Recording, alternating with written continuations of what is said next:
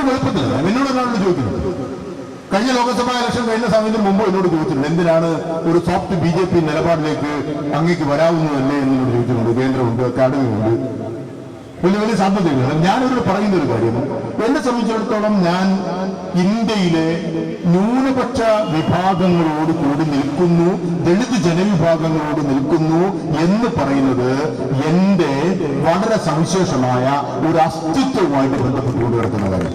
അതാണ് എന്റെ പ്രതികരണം. അല്ലാതെ എനിക്ക് വരെ ലാഭങ്ങളൊന്നും നേടുന്നില്ല. അത് അസ്തിത്വമായിട്ട് ബന്ധപ്പെട്ടത്. ഇതൊരു പൊളിറ്റിക്കൽ ഐഡിയോളജി നമ്മൾ എപ്പോഴും എഴുതുന്നു. ഇല്ലെങ്കിൽ ചരിത്രത്തിന്റെ വലിയ വികാരങ്ങളെ വ്യക്തിപരമായിട്ട് എനിക്ക് നേരിടേണ്ടി വരും. എനിക്ക് ആ വ്യക്തിപരമായിട്ട് നേരിടാൻ എനിക്ക് താല്പര്യമില്ല. അതുകൊണ്ടാണ്. കാരണം ഇന്ത്യയിലെ ന്യൂനപക്ഷ ജനവിഭാഗങ്ങളെ സംബന്ധിച്ചിടത്തോളം ബാബറി മസ്ജിദിന് ശേഷം, ഗുജറാത്ത് കലാപത്തിന് ശേഷം അവര് അത്യന്തം ഭയപ്പെട്ടു നിൽക്കുന്നു എന്ന് പറയുന്നത് വളരെ സത്യമാണ്. അത് കേരളത്തിൽ നമ്മൾ നോക്കിയിട്ട് കാര്യമില്ല. ഇന്ത്യയിലെ പല സ്ഥലങ്ങളിലും അവർ പോക്കറ്റുകളിലേക്ക് പിൻവാങ്ങാനുള്ള പ്രവണതയുണ്ട്. ഈ പോക്കറ്റുകളിലേക്ക് പിൻവാങ്ങാനുള്ള പ്രവണത ഉണ്ടാക്കുന്നതിനാണ് ഇത് സംഭവം. ഇതുവരെ ഇത്ര വന്നു കഴിഞ്ഞാൽ ഭീതിതമായിട്ട് അവർ പിൻവാങ്ങും.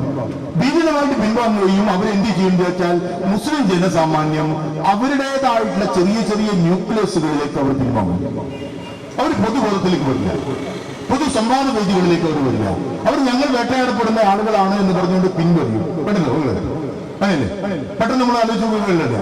ഒരു മഴയില് പാറ്റയുടെ ചിറകൊക്കെ പൊടിഞ്ഞു കഴിഞ്ഞാൽ പിറ്റേന്ന് രാവിലെ നോക്കിക്കഴിഞ്ഞാൽ ഏതെങ്കിലും മൂലക്ക് ഒന്നിച്ച് പുഴുക്കളെ പോലെ അത് അടിഞ്ഞു കൂടുന്നത് കാണാം.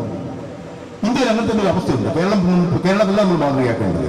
ഇതിലുടനീളം ഈ തരത്തിൽ മുസ്ലിം ജനസാമാന്യം ഭീതിതരായി ഒരിടത്തേക്ക് നിൽക്കുകയും അവര് പൊതുജന സമൂഹവുമായി ഒരു ഐക്യപ്പെടുന്ന തരത്തിലേക്ക് അത് രൂപപ്പെട്ടു വരാതിരിക്കുകയും ചെയ്യും.